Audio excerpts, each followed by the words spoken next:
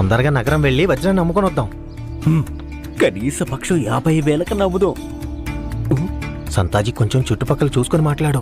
అక్కడ నువ్వు నోరు మూసుకొని ఉండు, లేకపోతే మనకే నష్టం జరుగుతుంది. తక్కువలో తక్కువ ఈ వజ్రం లక్షల్లో ఉంటుంది.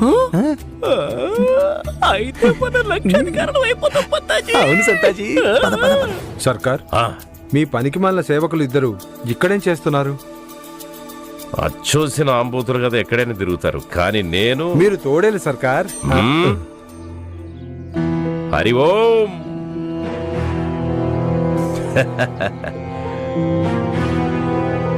ఏంట్రా ఇక్కడ తిరుగుతున్నారు? పొద్దటి నుంచి దర్శనమే లేదు. క్షమించండి సర్కార్ గారు, పెళ్ళయింది కదా. కొత్తగా పెళ్ళయింది, అత్యుత్సాహం ఉంటుంది. అలాంటప్పుడు పని మీద ధ్యాస పెట్టే సమయం ఉండదు.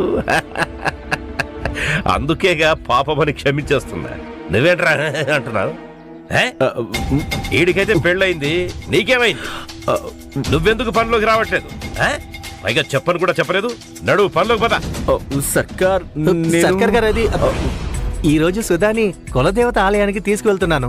సంతాజిని కూడా నాతో పాటు రానివ్వండి సర్కార్ గారు. దారిలో అడవుంది, మాకు కాస్త సహాయంగా ఉంటాడు. అది కూడా నిజమే తోడుంటాడు వీడు. కానీ పంత విను, నేను కొత్త వ్యాపారం గురించి నీతో కాస్త మాట్లాడాలనుకుంటున్నాను రా. ఒక దుకాణం తెరుస్తున్నాను నగరంలో. ఏంటి అర్థమైందా? ఇప్పుడు ఆ దుకాణం నువ్వే చూసుకోవాలి పంత. లాభ నష్టాలు రెండిట్లో కూడా నీకు సమాన భాగం ఇస్తాను. ఏమంటావు? పైపెచ్చు నేను బయట నుంచి సరుకు కూడా తెప్పించిస్తాను నీకు. నేను దుకాణం చూసి వచ్చాను, రేపు నువ్వు కూడా వెళ్ళి చూడు. తప్పకుండా సర్కార్ గారు, ఇక మేము వెళ్తాం. పద. వస్తాం సర్కార్. పంతాజీ, నిజంగా నువ్వు చాలా అదృష్టవంతుడివి. సర్కార్ నీకు దుకాణాన్ని తెరిచిస్తున్నారు. తొంగలో తొక్కు ఆ దుకాణం. దీన్ని అమ్ముకుంటే లక్షాధికారులం అయిపోతాం. సర్కార్ గారికి ఊడిగం చేయాల్సిన అవసరం ఉండదు. నేను శుద్ధాన్ని తీసుకుని నగరం వెళ్ళిపోతాను. ఇక అక్కడే వ్యాపారం చేసుకుంటాను. అయితే తొందరగా నడువు పంతాజీ, దీన్ని నమ్మేసి మనం తొందరగా లక్షాధికారులం అయిపోతాం. వద్దు, ఇప్పుడే వద్దు. సంతాజీ, సర్కార్ గారు కొన్ని రోజుల నుంచి చాలా దయ చూపిస్తున్నారు. నాకు సందేహంగా ఉంది. కొంపదీసి ఆయనకి మన మీద అనుమానం రాలేదు కదా. ఆయన భలే జిత్తులు మారి. దీన్ని ఈ రోజు రాత్రికి చీకటి పడ్డాక అమ్మడానికి వెళ్దాం.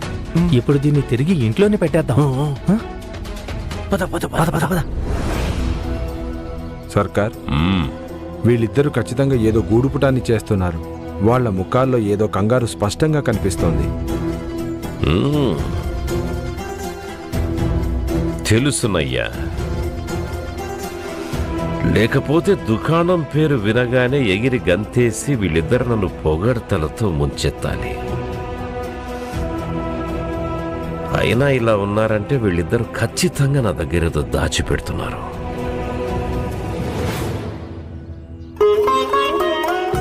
ఇదిగో తయారైపోయాయి హిమాలయాలు. కానీ సాయి, గంగామాత. సుధా, ఆ నీళ్లకుండ తీసుకురామ్మా. అలాగే సాయి.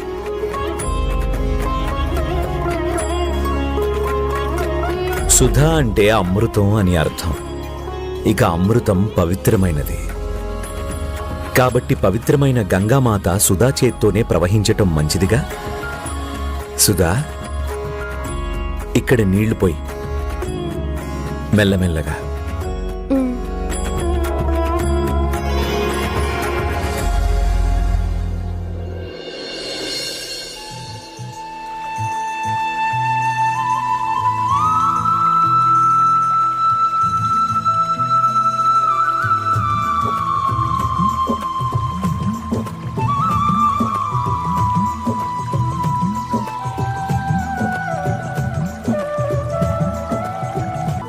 గంగామాత కూడా ఇలాగే పర్వతాల మధ్యలో నుంచి ముందుకు ప్రవహిస్తుంది. కానీ ఆమె ఒంటరిగా ప్రవహించదు. ఎలా అయితే ఈ జలం మట్టిని వెంట తీసుకుని ముందుకు సాగుతుందో అలాగే గంగామాత కూడా పర్వతాల్లోని సారవంతమైన మట్టిని, అక్కడి శీతలత్వాన్ని, పవిత్రతని తన వెంట తీసుకుని ప్రవహిస్తూ ఉంటుంది. తాను ఎక్కడెక్కడ ప్రవహిస్తుందో అక్కడ మానవులని ఉద్ధరణ కూడా గావిస్తుంది.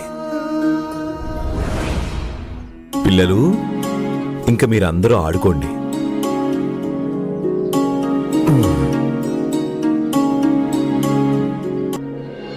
సుధా, నాకు తెలుసు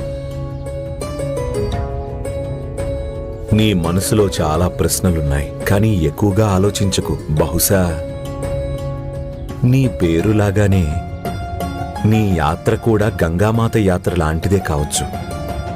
గంగామాత తన యాత్రలో శిలలని ఢీకొడుతుంది, కొండలపై నుంచి జలపాతంలాగా ప్రవహిస్తుంది. అలాగే నీ జీవనయాత్రలో కూడా కష్టాలొస్తాయి, కొన్ని చేదు నిజాలు కూడా తెలుస్తాయి నీకు. కానీ ఎవరైతే కష్టాలకి భయపడరో వాళ్ళింట్లోకి సంతోషాలు వెతుక్కుంటూ వస్తాయి. సుధా, నా కోసం ఇంకొక పని చేస్తావా? ఆ, ఒక పేద వ్యక్తి దగ్గర ఉన్ని బట్టలు లేవు, కప్పుకోవడానికి కమ్మళి గాని రగ్గు గాని లేదు. అతనికి ఒక కమ్మళి కొనిస్తావా? తప్పకుండా సాయి. కానీ మీరు ఎవరి గురించి చెప్తున్నారు? యాత్ర కొనసాగిస్తూ ఉండు, సమాధానం దొరుకుతుంది.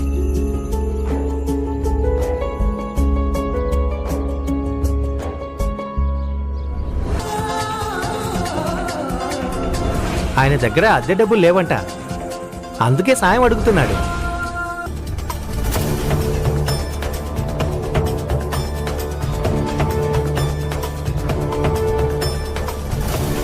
ఏం కావాలో చెప్పమ్మా. ఆ, ఆ, అది ఒక కమ్మలి కొనాలి మీ దగ్గర. అలాగా, ఇప్పుడే తెస్తాను. ఆ సంతాపంతాలు నా బ్రతుకు నరకం చేశారు. కుల్కర్ణి సర్కార్ పేరు చెప్పి భయపెట్టి నా ఇంటిని ఆక్రమించుకున్నారు. మీకు తెలుసుగా వాళ్ళిద్దరి సంగతి. ఒకటో రకం మోసగాళ్ళు, దగులుబాజీలు. అమ్మా, చాలా చలి ఇస్తుందమ్మా. నీ దగ్గర ఏమన్నా ఉన్ని బట్టలు ఉంటే దానం చేయి తల్లి. ఒక పేద వ్యక్తి దగ్గర ఉన్ని బట్టలు లేవు, కప్పుకోవడానికి కమ్మళి గాని రగ్గు గాని లేదు. అతనికి ఒక కమ్మళి కొనిస్తావా? పడుకో, కానీ అస్సలు నిద్రపోవద్దు.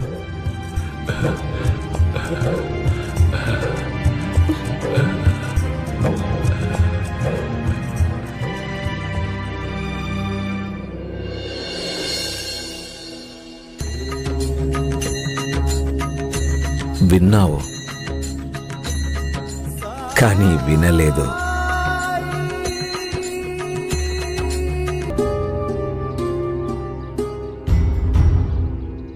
సుధా, సుధా, నేను ఆ వజ్రాన్ని పంచాయతీలో ఇచ్చొచ్చాను. ఈ ఇంటిని మీరు ఎప్పుడు కొన్నారండి?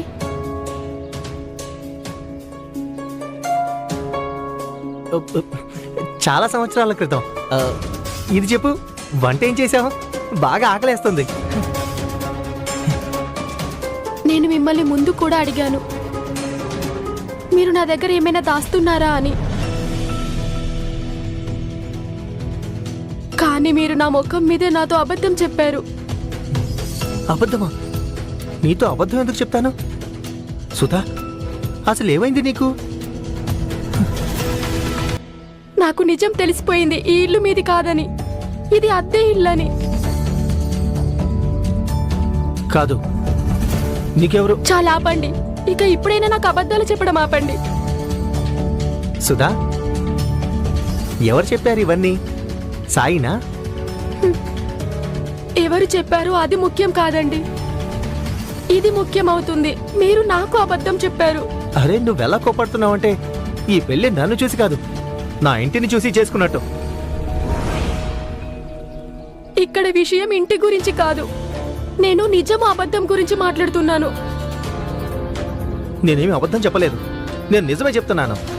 ఈ ఇల్లు నా సొంతమే. నాకు తెలియట్లేదు నీకు ఎవరు విషం నూరు పోశారు.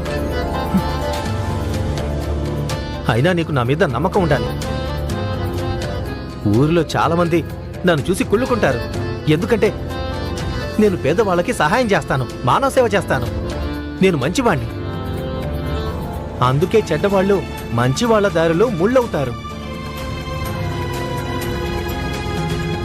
నాకు మీ మాటల మీద నమ్మకం కలగడం లేదు. ఒకవేళ మీరు చెప్పేది నిజమే అయితే మరి నా నుంచి కళ్ళెందుకు తిప్పుకుంటున్నారు? ఎప్పుడైతే పెళ్ళైందో అప్పటి నుంచి మిమ్మల్ని ఇలాగే చూస్తున్నాను. ఒకసారి కంగారు పడుతూ, ఒకసారి దిగులుగా. అంటే మీరు నా దగ్గర ఏదో దాస్తున్నారు.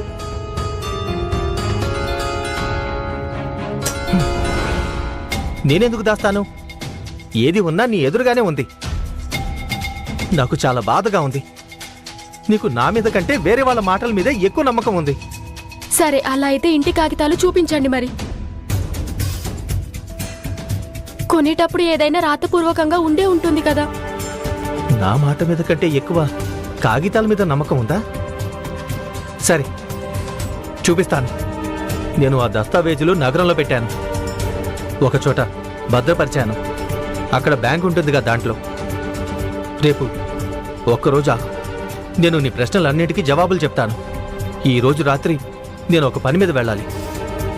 ఏకంగా రేపే వస్తాను. అది కూడా దస్తావేజులతో సహా. తనివి తీరా చూసుకో.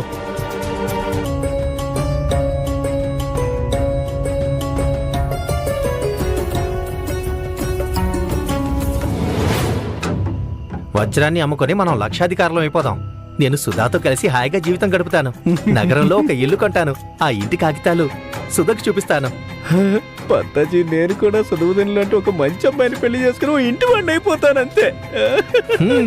గబగబా రాత్రి చీకట్లోనే వెళ్ళిపోతాం. ఎందుకంటే సర్కార్ గారికి దీని గురించి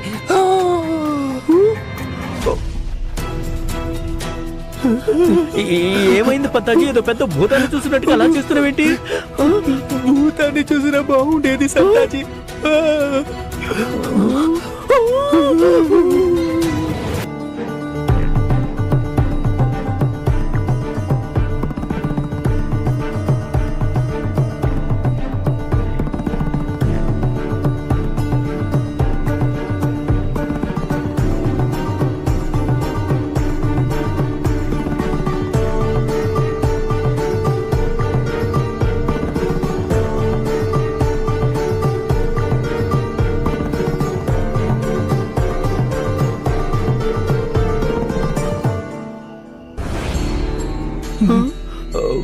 హరి ఓం.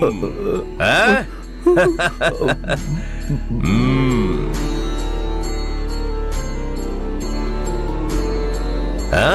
శుంభని శుంభులిద్దరూ కలిసి జంటగా ఎక్కడికి వెళ్తున్నారు ఇంత రాత్రి వేళ?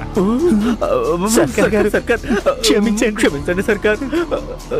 మేము ఎలాంటి కుట్ర చేయట్లేదు సర్కార్. అంటే మేము ఒక పని మీద వెళ్తున్నాము. హరి ఓం. ఏంటి, ఏమి కుట్ర చేయటం లేదా? కానీ నేనేం అడగలేదు కదరా మీ ఇద్దరిని ఏమైనా కుట్ర చేస్తున్నారని. గుమ్మడికాయల దొంగ అంటే భుజాలు నడుపుకుంటారేంట్రా? చెప్పండి. లే.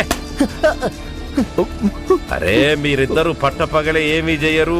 అంత సోంబేరి సన్నాసులు నాకు తెలుసు. ఇంత రాత్రి ఏం పొడుద్దామని వెళ్తున్నారా ఇద్దరు? ఖచ్చితంగా మీరిద్దరు ఏదో నా దగ్గర దాస్తున్నారా, అవునా కదా? చూస్తారేంట్రా? సర్కార్, వాళ్ళ దగ్గర ఏమైనా ఉందేమో చూడండి. చూడండి. మమ్మల్ని ఎందుకు వెతుకుతున్నారు సర్కార్? మా దగ్గర ఏమీ లేదు. మా దగ్గర ఏం లేదు. సర్కార్, సర్కార్ మేమేం చేయలేదు సర్కార్. సర్కార్ ఏం లేదు. సర్కార్ మమ్మల్ని వదిలేయండి సర్కార్. సర్కార్ మా దగ్గర ఏమీ లేదు. బయటికి తీయండి. వదలండి. వదలు, నీకే చెప్తున్నాను కదా. ఏం లేదు సర్కార్, ఇది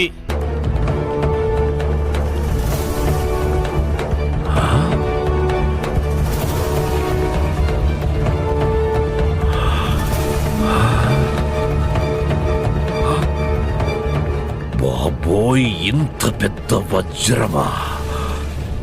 ఎక్కడి నుంచి దొంగిలించారా దీన్ని? లేదు సర్కార్ గారు, ఇది నా భార్యకి మా వాకిట్లో దొరికింది. మేము ఏమీ చేయలేదు. మేము ఇది తీసుకుని నగరం వెళ్తున్నాము పోలీసులకు ఇవ్వడానికి. పోలీసులకు ఇవ్వడానికే? మీరిద్దరు ఎంత కక్కుర్తి వెధవలు అంటే కుక్క దగ్గర ఆహారాన్ని కూడా లాగేసుకునే రకం. పోలీసులకు ఇవ్వడానికి వెళ్తున్నారా? హరి ఓం. అయినా కులకర్ణి సర్కార్ ఉండగా పోలీసులతో అవసరమేంట్రా? నేను ఈ గ్రామానికి ముఖ్యాధికారి. ఇక మీరిద్దరు నా దగ్గర నౌకర్లురా. షిరిడీలో ఎవరు ఏ వస్తువు పోగొట్టుకున్నా దొరికిన వెంటనే తీసుకొచ్చి నాకు ఇవ్వాలని తెలీదా? హరి ఓం.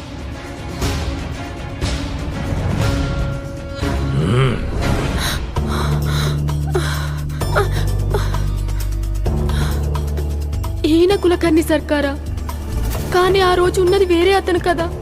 పైగా ఆయన నౌకరా, వ్యాపారస్తుడు కాదా? ఇంకా ఈయన ఇది కూడా అబద్ధమే చెప్పాడు. వజ్రం పంచాయతీలో అప్పగించి వచ్చానని ఎన్ని అబద్ధాలు చెప్పాడు ఈయన నాకు.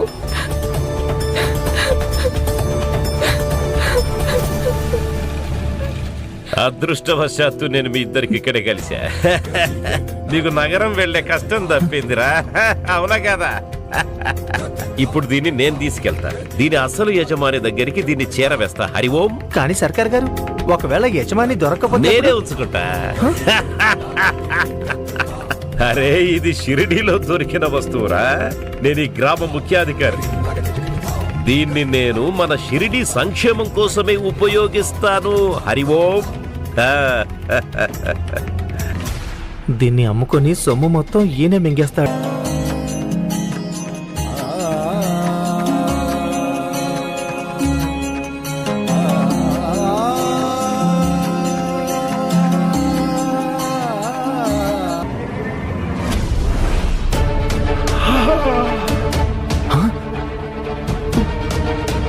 వజ్రం ఎక్కడికి పోయింది? పంతాజీ, వజ్రం ఎక్కడికి మాయమైపోయింది? తెలియదు సర్కార్, తెలియదు. ఏమైపోయిందిరా? తెలియదు సర్కార్.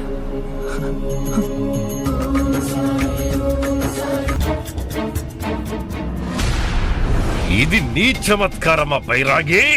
పరుల వస్తువుల్ని ఇలా కాజేస్తావా? నా వజ్రం నాకు తిరిగి ఇచ్చేస్తావా లేదా? ఒకవేళ ఇది మీదైతే అసలు నా దగ్గరికి వచ్చేదే కాదు కులకర్ణి సర్కార్. అంతేగా పంత? ఈ వజ్రం కులకర్ణి సర్కార్దా లేక ఇంకెవరికైనా దొరికిందా? పంతాజీ, నువ్వు నిజం చెప్పావనుకో, నీ వజ్రం నీకు తిరిగి దక్కుతుంది.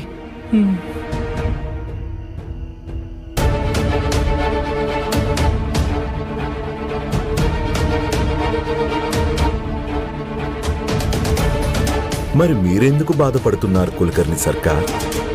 ఏదైతే మనది కాదో దాని మీద మనం ఆశపడకూడదు. ఏ బైరాగి, కట్టిపెట్టు నీ ప్రవచనాలు. కపట నాటక సూత్రధారి. ఈ గ్రామ ముఖ్యాధికారిని నేను. షిరిడీలో దొరికే ప్రతి వస్తువు పైన నాకే అధికారం ఉంటుంది. అది నా సంపద. ఆ వజ్రాన్ని నేను నీకు ఎప్పటికీ దక్కనివ్వను బైరాగి. లాక్కోండి దాన్ని. అలాగే సర్కార్. ఆ వజ్రాన్ని తీసుకొచ్చి నాకు ఇవ్వండి. అలాగే సర్కార్.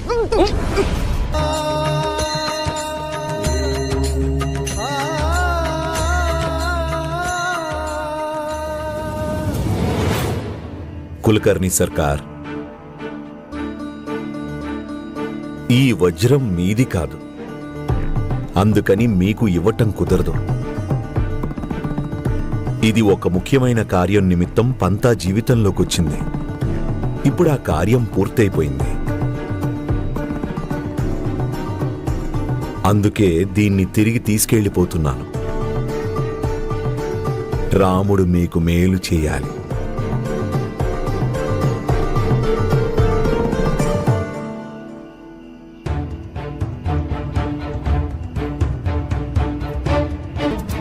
హే పంత, ఆ వజ్రం ఎక్కడ దొరికిందిరా నీకు? ఎవరిచ్చారు నీకు? చెప్పావు. ఆ బైరాగానేదేంటి?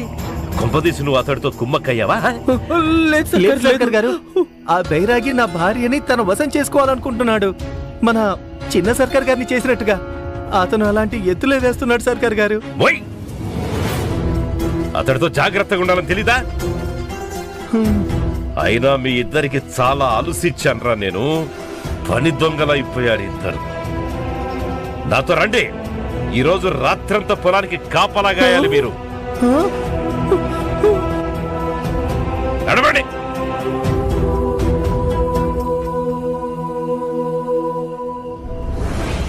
విషయం నిర్ధారణ అయిపోయింది. ఆ సాయి వజ్రాన్ని సుధా కంట పడాలని అక్కడ పెట్టాడు. కాని ఎందుకు? కొంపదీసి నిజంగానే అతడు ఏదైనా కుట్ర చేస్తున్నాడా? సుధాకి కూడా నా అబద్ధాల మీద సందేహం కలగడం మొదలైంది.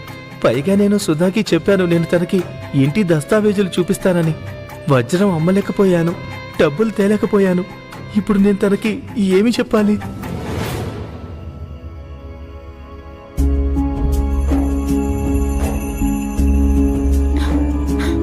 మీరు నా కాలెందుకు పట్టుకున్నారు? సర్కార్ గారు కాళ్ళు పట్టుకోవడం లేదు, కాళ్ళని పరీక్షిస్తున్నారు.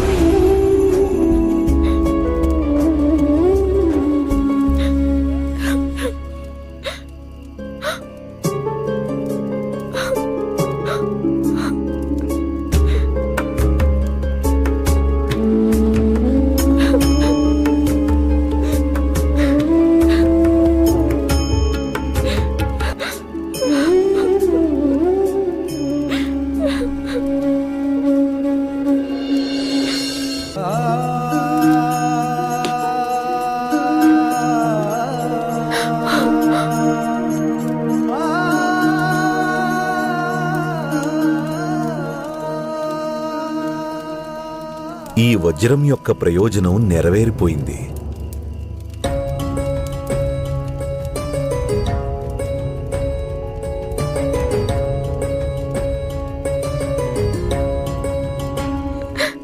మీరు మహిమలు చేస్తారుగా సాయి, మరి మీరు ఒక మహిమ చేసి నా నా జీవితాన్ని మార్చలేరా సాయి? నేను ఎన్నో కలలు కన్నాను. చింతలేని కుటుంబం, ఒక మంచి భర్త, ఆయన నాతో ఎప్పుడూ అబద్ధాలు చెప్పకూడదని, ఆయన నాతో తన కష్ట సుఖాలన్నీ పంచుకోవాలని నేను ఎంతో సంబరపడ్డాను. నేను ఈయనలో అవన్నీ పొందగలిగానని. కానీ సాయి, అదంతా ఒక కుట్ర, దగ, మోసమని తేలింది. మనుషులకున్న అత్యంత పెద్ద సమస్య ఏంటంటే ఎప్పుడు వాళ్ళు గతంలో జీవిస్తారు లేదా ఇక వర్తమానాన్ని అలక్ష్యం చేయటం చేస్తుంటారు. ఎవ్వరూ అర్థం చేసుకోరు వర్తమానంత శక్తి ఉందని. ఇప్పుడు నేను నీకు చెప్పాననుకో, నీవు ఇప్పుడు ఈ క్షణంలో ఏం ఆలోచిస్తావో అలాగే నీ భవిష్యత్తుంటుందని. అయినా కూడా నీవు మళ్ళీ అలాగే ఆలోచిస్తావా? నువ్వు ఏదైతే కోరుకుంటున్నావో అది సాధ్యం కాదని? నేనేం కోరుకుంటున్నానంటే నా భర్త మారిపోయి ఒక మంచి మనిషిగా అవ్వాలని. ఎలాగైతే నేను ఊహించుకున్నానో ఆయన నాతో అబద్ధాలు చెప్పడం మానేయాలని, ఇంకా చెడ్డ పనులన్నీ మానేయాలని, ఒక మంచి మనిషిగా ఎదగాలని. కానీ ఇది జరగడమేమి అద్భుతం కంటే తక్కువ కాకపోవచ్చు. అవునా సాయి?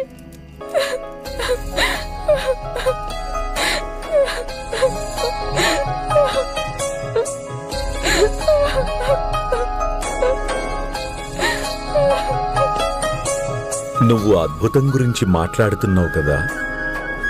అద్భుతం అంటే ఏంటి? దేన్నైతే అందరూ అసంభవం అనుకుంటారో అది సంభవం కావటం. ఈ అద్భుతం నీ చేతుల్లోనే ఉంది. ఎలా సాయి? నాలో అయితే ఎలాంటి శక్తులు లేవు. ఎవరు చెప్పారు?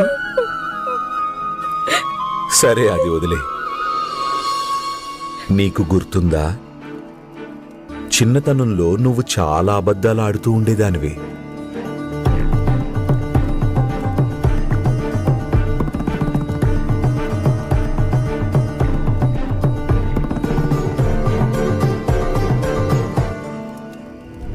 సుధాని పాఠశాల నుంచి తీసుకుని ఆలయానికి వెళదాం. చూస్తుండు, ఇప్పుడు సుధని తీసుకురావడానికి పాఠశాలకు వెళతాంగా. ఖచ్చితంగా రానని మొండికేస్తుంది. సస్యమరే ఒప్పుకోదు. చదువు అంటే చాలా ఇష్టం తనకి. నీకు తెలుసా ఏం చెప్తుందో? చెప్తుంది పాఠశాలలో అధ్యాపకులందరికీ ఇష్టమైనదంట తను. ఇంకా చెప్తుంది పిల్లలందరూ తనలాగా అవ్వాలనుకుంటారట. నాకు పూర్తి నమ్మకం ఉంది, ఒకనాడు సుధామణిని గర్వపడేలా చేస్తుంది.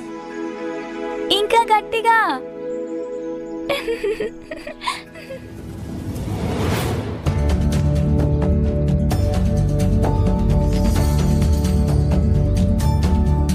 సుధా,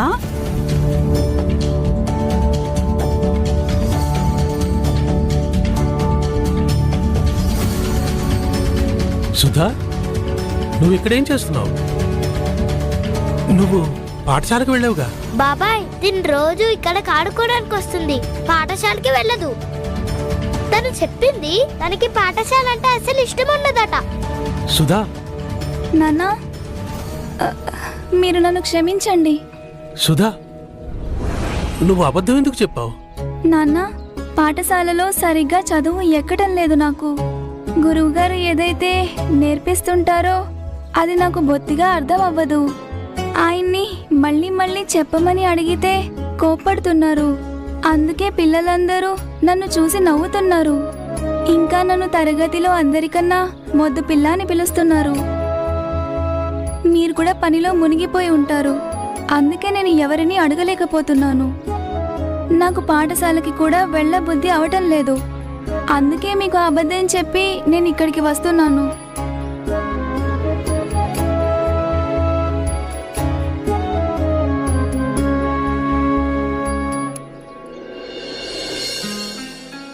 సుధా, నీకేదైనా కష్టం అనిపిస్తే మీ అమ్మా నాన్నకి చెప్పాలి తల్లి. భయపడాల్సిన అవసరం ఏమీ లేదు. మేం ఖచ్చితంగా నీకు తోడుగా ఉంటాం. ఈ మధ్య నేను నీకు సమయం ఇవ్వలేకపోతున్నాను. ఎందుకంటే నేను ఎక్కువ డబ్బులు సంపాదించాలన్న ఆలోచనతో కొంచెం ఎక్కువగానే పనిచేస్తున్నాను. కానీ డబ్బు కంటే విలువైన సంపద తల్లి నువ్వు మాకు. నేను నీకోసం సమయం కేటాయిస్తాను. మా జీవితాల్లో అన్నింటికంటే మాకు మా కూతురే ముఖ్యం. మరి నువ్వు ఇంత కష్టంలో ఉంటే ఇక భవిష్యత్తు కోసం డబ్బులు దాచిపెట్టి మాత్రం ఏం లాభం? నీకు నేను చదువు చెప్తాను. అప్పుడు నువ్వు తరగతిలో ముందుంటావు. ఎవరు నిన్ను చూసి నవ్వటం చెయ్యరు. కానీ నువ్వు పాఠశాలకు వెళ్ళాలి. మరి అబద్ధాలు చెప్పకూడదు. నేను ఇంకెప్పుడు అబద్ధం చెప్పను.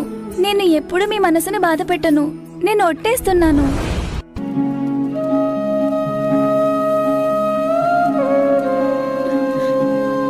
అవును సాయి, కానీ నేనైతే చిన్నతనంలో అజ్ఞానం వల్ల చిన్న చిన్న అబద్ధాలు ఆడుతుండేదాన్ని. నేను చెప్పిన అబద్ధాలకి ఈయన అబద్ధాలకి పోలిక ఇలా ఉంటుంది. సుధా, నీకా అబద్ధాలని జ్ఞాపకం చేసింది పంత అబద్ధాలతో పోల్చడానికి కాదు. ఎవరి అబద్ధం పెద్దది, ఎవరి అబద్ధం చిన్నది అని నేను గుర్తు చేసింది.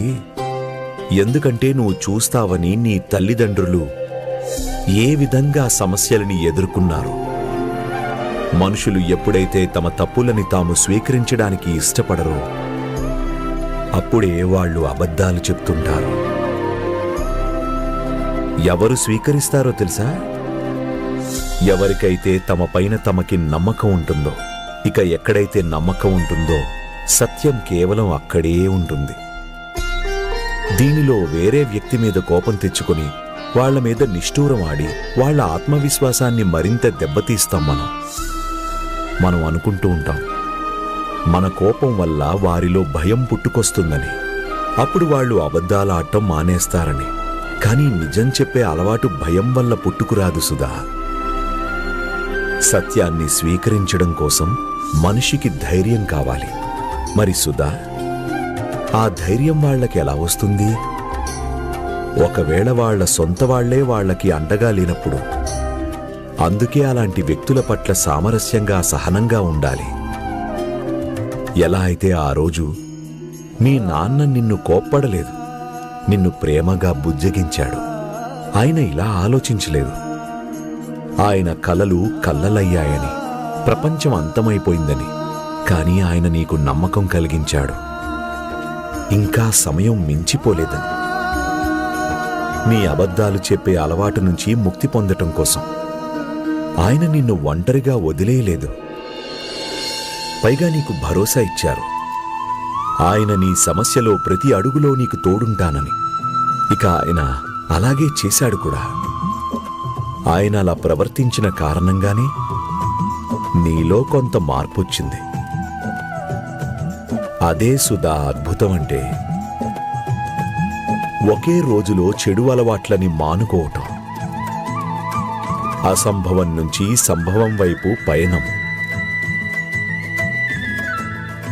ప్రేమకి చాలా శక్తి ఉంటుంది సుధా. నువ్వు వివాహం చేసుకున్నావు. వివాహంలో భార్యాభర్తలకి ఒకరి పట్ల ఒకరికి బాధ్యతలు ఉంటాయి. ఒకరిని వదిలేయాలన్నది అన్నిటికంటే సరళమైన పరిష్కారం. కష్టమైనది వివాహ బంధాన్ని కొనసాగిస్తూనే జీవిత భాగస్వామి పట్ల మన బాధ్యతని నిర్వర్తించటం. నువ్వైతే అసలు ప్రయత్నించకుండా చేయలేదు. మరి ఓటమిని ఎలా ఒప్పుకుంటావు నువ్వు? అయినా నువ్వు ఏ నిర్ణయం తీసుకున్నా సరే నేను నీకు తోడుంటాను.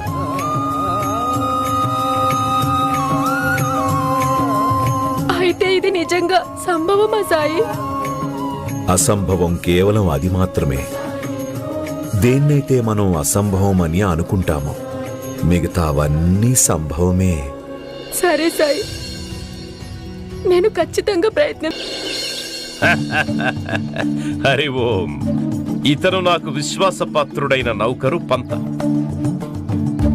ఇతను మన సరుకుని నగరంలో అమ్ముతాడు. హరి ఓం.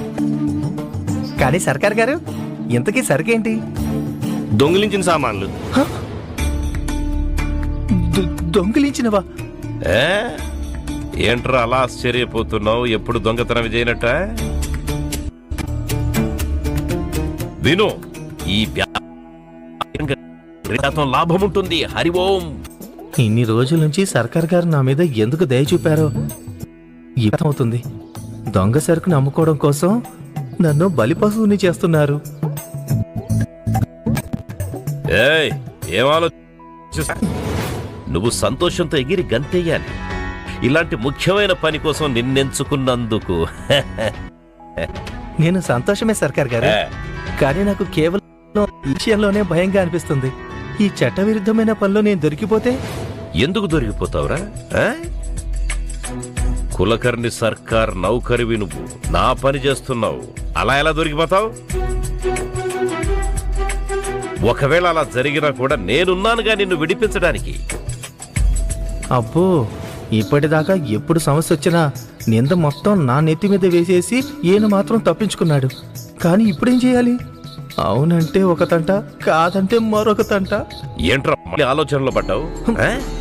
ఈ మధ్య బాగా ఆలోచించడం మొదలు పెడుతున్నావురా పంత నువ్వు. అయినా నువ్విప్పుడు బుర్ర బద్దలు కొట్టి ఆలోచించిన ఏం లాభం లేదు. నిర్ణయం తీసుకోవడం అయిపోయింది. నీ రక్షణ బాధ్యత నాది. నువ్వు కేవలం డబ్బు సంపాదించడం గురించి ఆలోచించు. అవునా కదా? సర్కార్ గారు, మీరు ఆదేశించారంటే నేను. శభాష్, ఈ నమ్మకమే ఉంది నీ మీద. రేపే వెళ్ళి నీ దుకాణాన్ని ప్రారంభోత్సవం చేద్దాం మనం. అన్ని ఏర్పాట్లు పూర్తయిపోయాయిరా. నువ్వు నగరానికి వెళ్లే ఏర్పాట్లు చూసుకో చాలు. రేపు ఉదయమే బయలుదేరుతాం నగరానికి. అక్కడికి వెళ్ళి చూడు నీ దుకాణం ఎలా ఉందో. హరి ఓం.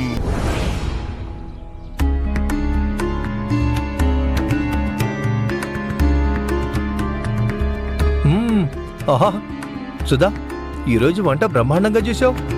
నీ చేతిలో మహత్యం ఉంది. సత్యాన్ని స్వీకరించటం కోసం మనిషికి ధైర్యం కావాలి. మరి సుధా, ఆ ధైర్యం మనిషికి ఎలా వస్తుంది? ఒకవేళ వాళ్ల సొంత వాళ్లే వాళ్ల తోడు వదిలేస్తే? నువ్వు కూడా భోజనం చేసేదా? లేదు, నేను ఈరోజు ఖండోబా మందిరానికి వెళ్ళాలి. వెళ్ళొచ్చాక తింటాను. సరే అయితే. సుధా, ఈరోజు ఏం జరిగిందో నీకు తెలుసా? ఏం జరిగింది? నేను ఒక కొత్త వ్యాపారం మొదలు పెడుతున్నాను. అయినా మీరు మొదటి నుంచే వ్యాపారం చేస్తున్నారుగా. ఇది ఇంకొకటి. లాభాలు కూడా బాగుంటాయి. ఈసారి కులకర్ణి సర్కార్తో కలిసి భాగస్వామ్యంలో ఒక దుకాణం తీసుకున్నాను నగరంలో. అక్కడ ఒక పురాతన విలువైన వస్తువుల వ్యాపారం చేస్తాను. త్వరలోనే నిన్ను నగరం తీసుకెళ్లిపోతాను. నిన్నక్కడ సుఖంగా సంతోషంగా ఉంచుతాను. మీరు అర్థం చేసుకుంటే బాగుండు. నా సంతోషం మీరు నిజం చెప్పటంలో ఉందని, ఈ అబద్ధాలు నటనలో లేదని. రాత్రి నగరానికి వెళ్ళగానే నేను ఒప్పందం కుదిర్చేసుకున్నాను.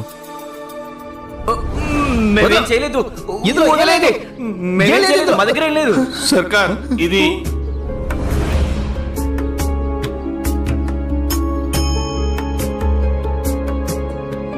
ఏమైంది సుధా? నీకు సంతోషంగా లేదా? చాలా సంతోషంగా ఉంది. మీలాంటి నీతి, నిజాయితీ, స్వయం కృషి ఉన్న మంచి మనిషితో నాకు వివాహమైనందుకు. మీరు ప్రేమతో ఏం ఆలోచించినా మంచి ఆలోచించి ఉంటారు. మీరు ఏం ఏర్పాట్లు చేయాలన్నా నాతో చెప్పండి, నేను చేసేస్తాను. సుధా, నీకివాళ ఏమైంది? ఎప్పుడు చాలా ప్రశ్నలు వేస్తుంటావు, అప్పుడప్పుడు గొడవ కూడా పడుతుంటావు. ఇవాళ నగరం వెళ్ళడం గురించి మాట్లాడుతున్నాను, కానీ నువ్వు ఏమీ అడగడమే లేదు. కోపం లేదు, నన్ను తిట్టడమూ లేదు. మీరు నా భర్త, నాకు మీ మీద పూర్తి నమ్మకం ఉంది. మీరే నిర్ణయం తీసుకున్నా నాకు అభ్యంతరం ఉండదు. ఖచ్చితంగా ఏదో విషయం ఉంది. ఇది ఒక ముఖ్యమైన కార్యం నిమిత్తం పంతా జీవితంలోకొచ్చింది. ఇప్పుడు ఆ కార్యం పూర్తయిపోయింది. సుధా, నా మీద కోపంగా ఉన్నావా? నేనేదైనా తప్పు చేశానా? లేదు. మీరలా ఎందుకు అడుగుతున్నారు? మీరసలు ఏ తప్పు చేయనప్పుడు?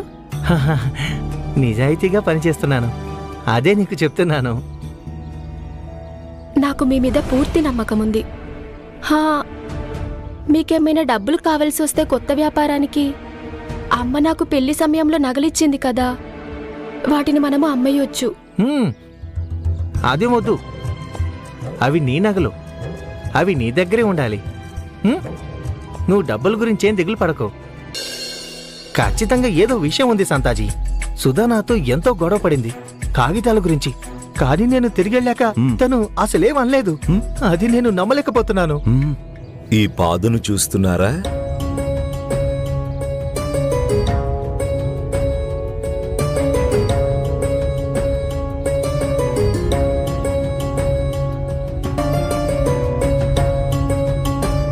ఇందులో చూసేంతగా ఏముంది? చూసావా పంత, ఈ పాదు ఏ కర్ర ఆధారంగా పెరుగుతుందో అది బలహీనంగా ఉంది, ఎప్పుడైనా పడిపోతుంది. కానీ ఈ పాదుకి ఆ సంగతి తెలియదు. అది పెరుగుతూనే పోతుంది. దానికి విశ్వాసం ఉంది, ఏ కర్ర ఆధారంగా పెరుగుతుందో అది దీన్ని పట్టుకుంటుంది అని.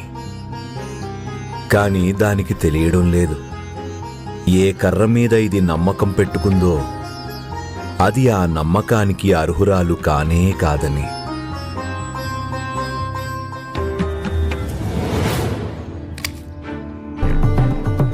పంత, వివాహబంధం కూడా కర్రా పాదుల్లాగే ఉంటుంది. ఒక భార్య ఎంతో విశ్వాసంతో తన భర్త ఇంటికొస్తుంది. తను అనుకుంటుంది తన భర్త తనకి తోడుగా ఉంటాడని. కానీ భర్త అబద్ధాలు చెప్పేవాడైతే ఆ బలహీనమైన కర్రలా అయిపోతాడు. అలాంటి బంధం ఈ కర్ర పాదుల్లాగే విరిగిపోతుంది. కానీ ఈ పాదును చూడు, అదిప్పటికీ తెగిపోలేదు, దానికి ఏమీ అవ్వలేదు. కానీ కర్ర మాత్రం శాశ్వతంగా విరిగిపోయింది. అలాగే బంధాల్లో ఎవరైతే విశ్వాసముంచారో వాళ్ళని రాములవారు కాపాడతారు. కానీ విశ్వాసఘాతం చేసిన వారు శాశ్వతంగా కుంగిపోతారు. నువ్వేం చెప్పాలనుకుంటున్నావు భైరాగి? పంత, సుధా నిన్నేమీ ప్రశ్నించలేదు, పైగా నీ ప్రతి మాటని ఒప్పుకుంది. ఎందుకంటే సుధా నీ మీద విశ్వాసం పెట్టుకుంది. ఒకవేళ నువ్వు ఎవరికైనా ద్రోహం చేస్తున్నావంటే నీకు నువ్వే చేసుకుంటున్నావు. దానివల్ల నష్టం నీకే కలుగుతుంది. అయినా ఇది కూడా అయ్యుండొచ్చు కదా పంత. సుధాకి నీ నిజం తెలిసేమో, కానీ నీకు చెప్పాలనుకోవట్లేదేమో. నన్ను అనవసరంగా భయపెడుతున్నా భైరాగి. అలాంటిదేం లేదు, తనకేమీ తెలీదు. సుధాకి దూరంగా ఉండు, నిన్ను హెచ్చరిస్తున్నాను.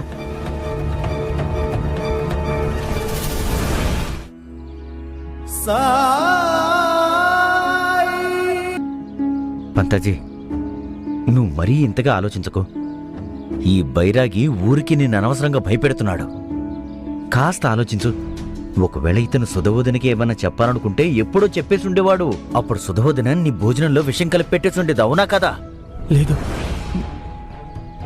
నేను సుధాతో మాట్లాడి తీరాలి. సూటిగా తనని అడిగి తెలుసుకోవాలి. ఈ ఈ బైరాగి తనకేమైనా చెప్పాడా? తన బుర్ర పాడు చేశాడా? అది నేను తెలుసుకునే తీరాలి. పంతాజీ ఆగు. అరే ఈ పంతాజీ ఉన్నాడే, బజార్లో వసూళ్ల కోసం వెళ్దాం అనుకుంటే మళ్ళీ తిరిగి ఇంటికి వెళ్ళిపోతున్నాడు. ఇక ఈ బైరాగి పంతాజీతో ఖచ్చితంగా ఏదో ఆట ఆడుతున్నాడు. ఒకవేళ ఇది ఇలాగే ఉంటే పంతాజీ పని మీద అస్సలు ధ్యాస పెట్టలేడు. ఇప్పుడు ఏం చేయాలి? ఏమైంది? మీరు వెనక్కెందుకు వచ్చేశారు? ఏదైనా మర్చిపోయారా? సుధా, నాకు సూటిగా చెప్పు. సాయిని కలవడానికి వెళ్ళావు నువ్వు, లేక అతనే కలవడానికి వచ్చారా నేను? హా, కలిశాను నేను ఆయన్ని. నేను చెప్పాను కదా మీతో, నేను నమ్ముతున్నాను ఆయన్ని. నా గురించి ఏమన్నా చెప్పాడా సాయి? ఏం అడగాలనుకుంటున్నారు మీరు? సూటిగా అడగొచ్చు కదా. నేను చెప్పాను కదా నీకు, నేను సాయి దగ్గరికి వెళ్ళను. అతను కూడా నన్ను అంతగా ఇష్టపడడు. అందుకే అవకాశం ఉంది నా గురించి నీకు చెడుగా చెప్పడానికి. లేదు, సాయి మీ గురించి చెడుగా ఏమీ చెప్పలేదు. నా అనుమానం నిజమే. ఆ బైరాగి నాకు సలహా ఇచ్చాడంతే. అయినా సాయి నాతో ఏం చెప్పారో కేవలం ఇది తెలుసుకోవడానికే మీరు వెనక్కొచ్చారా? అది తెలుసుకోవాల్సిన అవసరం ఏముంది? లేదు లేదు, అంటే నేను ఒకటి మర్చిపోయాను, అది తీసుకోవడానికి వచ్చాను. అదే నేను నగరంలో దుకాణం గురించి చెప్పాను కదా, రేపు ఉదయానికల్లా అన్నీ తేలిపోతాయి. అందులో నేను సామాన్లు కూడా పెట్టేస్తాను. అప్పుడు నువ్వు ఇక్కడ ఉండాల్సిన అవసరం లేదు. అంటే మనం నగరానికి వెళ్ళి ఉండొచ్చు. మన ఇంట్లో వాటి కాగితాలు సిద్ధమవ్వగానే నువ్వే స్వయంగా చూడు. మీరు నన్ను మీతో పాటు ఎక్కడుండమన్నా నేను అక్కడే సంతోషంగా ఉంటాను. నా మీద విశ్వాసం ఉంచు. నేను నిన్ను చాలా సంతోషంగా ఉంచాలనుకుంటున్నాను. నిజంగా నన్ను సంతోష పెట్టాలనుకుంటున్నారా? అయితే నా మాట ఒకటి వింటారా? చెప్పు. నీ సంతోషం కోసం నేను ఏమైనా చేస్తాను. నేను మాటిస్తున్నాను. చూడండి, మీరు ఒక కొత్త పని మొదలు పెట్టబోతున్నారు. అందుకే నేను కోరుకుంటున్నాను, మీరు పని మొదలు పెట్టడానికి ముందు ఒకసారి సాయి నుంచి ఆశీర్వాదం తీసుకోండి. ఏంటి, సాయి నుంచి ఆశీర్వాదమా?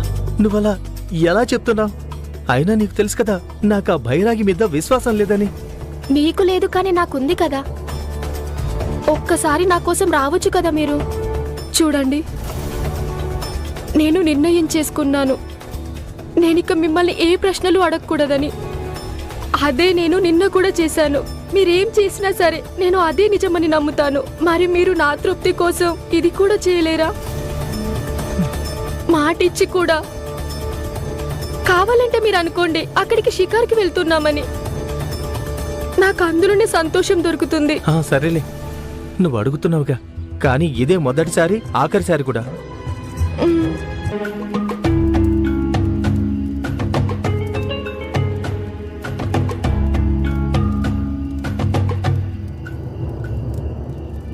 సుధా, సాయి ధ్యానంలో ఉన్నాడు. ఇలాంటప్పుడు తన ధ్యానాన్ని భంగం చేయడం ఎందుకు? వెళ్తాను. పంతా, చూసారా, నేను చెప్పాను కదా, భగవంతుడి రూపమేనా. కళ్ళు మూసుకొని ఉన్నా ఈయనకి భక్తుల గురించి తెలిసిపోతుంది. రండి, వచ్చి సాయి ఆశీర్వాదం తీసుకోండి. ఇప్పుడు నన్ను ఎంత సమర్థిస్తోంది. ఒకవేళ నేను పాదాలు తాక్కపోతే కోపం వస్తుందేమో. పదండి. ఆశీర్వాదం తీసుకున్నాను, ఇక వెళ్దామా? సాయి, ఈయన ఒక కొత్త పని మొదలు పెట్టబోతున్నారు. అందుకే నేను అనుకున్నాను, ఒకసారి మిమ్మల్ని కలిసి వెళ్తే బాగుంటుందని. పంతా, ఏ పని నువ్వు చేయబోతున్నావో దాని గురించి పూర్తిగా తెలుసు కదా నీకు?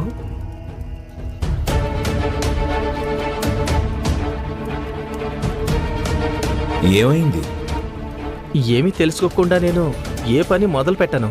అన్నీ చూసుకున్నావు కదా, దీనివల్ల నువ్వు పెద్ద సమస్యల్లో పడిపోవు కదా.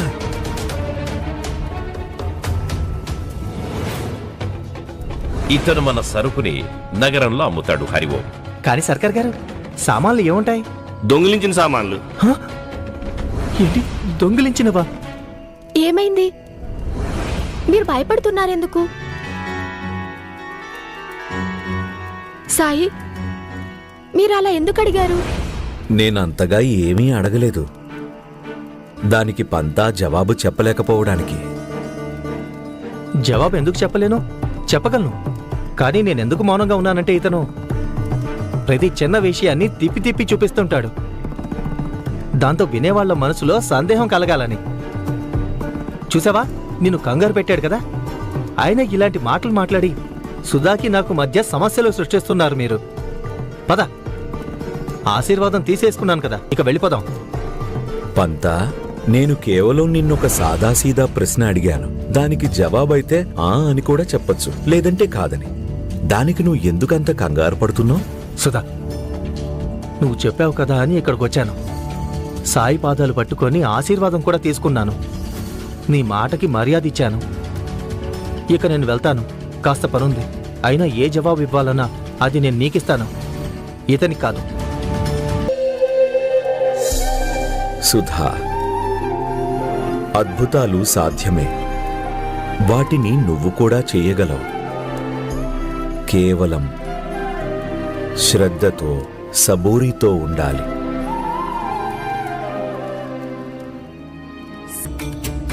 సంతాజీ, ఇలారా ఇలారా ఇలారా.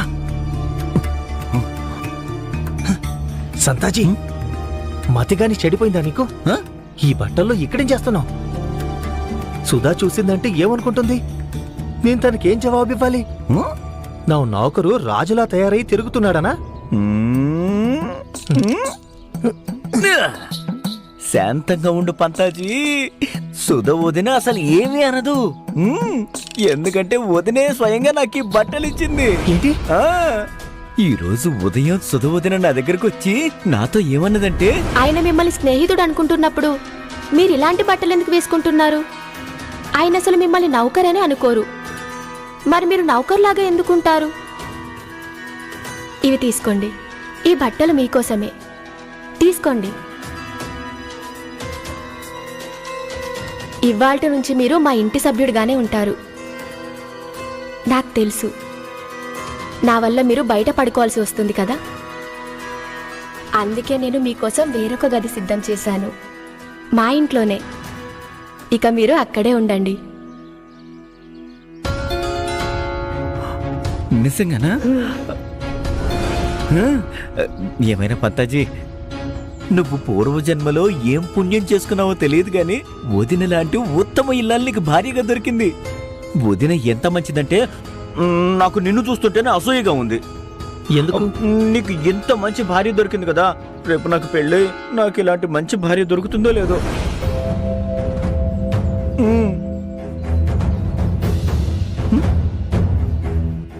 పంతాజీ, ఏం ఆలోచిస్తున్నావు? ఏం లేదు, చక్కగా ఉన్నావు. ఉండు పంతాజీ, ఇదిగో తీసుకో. ఇప్పుడే నేను నలుగురి దగ్గర నుంచి డబ్బులు వసూలు చేసుకొచ్చాను. ఇంకా చాలా బాకీలున్నాయి. పద, మనిద్దరం కలిసి అందరి దగ్గర నుంచి వసూళ్లు లాక్కుందాం. వాడేకెళ్ళక ముందే మనం అందరి దగ్గర వసూలు చేసుకుని వెళ్ళాలి, లేదంటే సర్కారు గారు మన గోబ గుయ్యి మన వాయించేస్తారు. పద పద వెళ్దాం. పద. సంతాజీ, క్షమించు పంతాజీ, క్షమించు. పద.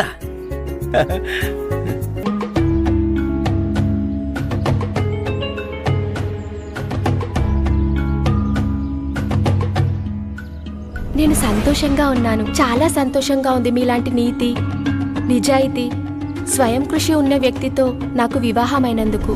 పంతాజీ, రా. వస్తున్నా.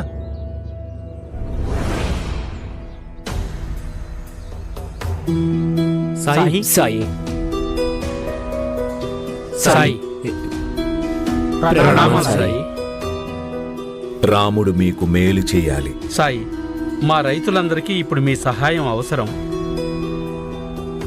మేమంతా చాలా ఇబ్బందుల్లో ఉన్నాం సాయి. ఏమైంది? ఆంగ్ల సర్కారు నిర్ణయించింది కదా, ఆ పన్నుని మేము కట్టేశాం. కానీ కులకర్ణి సర్కారు ఇంకా ఎక్కువ పన్ను అడుగుతున్నారు. మేం కాదనేసరికి సంతా పంతా రోజు వచ్చి బెదిరిస్తున్నారు. సాయి, వాళ్ళిద్దరూ ఇవాళ కూడా వచ్చారు వసూళ్ళకి. వాళ్ళు అంటున్నారు ఈసారి ధాన్యం తీసుకుపోతారట. మాకు సాయం చేయండి సాయి. సాయి, చాందూర్కర్ గారికి ఈ విషయం మేము చెప్పాం, కానీ 1-2 రోజుల్లో ఈ విషయాన్ని చూస్తామన్నారు. కానీ ఇవాళ్లే సంతా పంతా మా ధాన్యం తీసుకుని వెళ్ళిపోతే మేమేం చేయగలం? అది మళ్ళీ మాకు తిరిగి రాదుగా. చలికాలంలో చాలా పూలు పూస్తాయి. వాటిపై ఆధారపడి జీవించే తేనెటీగలు, తుమ్మెదలు, వాటి సంఖ్య కూడా పెరిగిపోతుంది. అవి ఎవ్వరికీ నష్టమైతే కలిగించవు. కానీ చలికాలంలో కీటకాల సంఖ్య బాగా పెరిగిపోతుంది. ఒకవేళ పంటపై కీటకాల దాడి పెరిగిందంటే అదిక ఎందుకూ పనికిరాదు. మీరు నాతో పాటు రండి. త్వరగా వెళ్ళి ఆ ధాన్యం బస్తాలపై చల్లండి. దీన్ని ధాన్యం సురక్షితంగా ఉంటుంది. దానిపై కీటకాలు దాడి చేయవు. ఇదిగోండి. కానీ సాయి, సంతా పంతా మిగతా విషయాలు తర్వాత. త్వరగా వెళ్ళండి.